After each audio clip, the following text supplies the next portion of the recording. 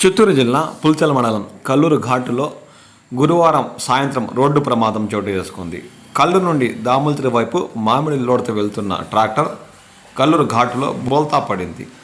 సదు మండలం బూరగమందు నుండి వస్తున్న ఈ ట్రాక్టర్ కల్లూరు ఘాటు రోడ్లో బోల్తా పడే సమయంలో డ్రైవర్ చాకచక్యంతో కిందకు దూకేయడంతో ప్రమాదం నుండి స్వల్ప గాయాలతో బయటపడినట్లు అక్కడున్న వాహనదారులు పేర్కొన్నారు. ఈ ప్రమాదంపై ఇంకా పూర్తి వివరాలు తెలియాల్సి ఉంది.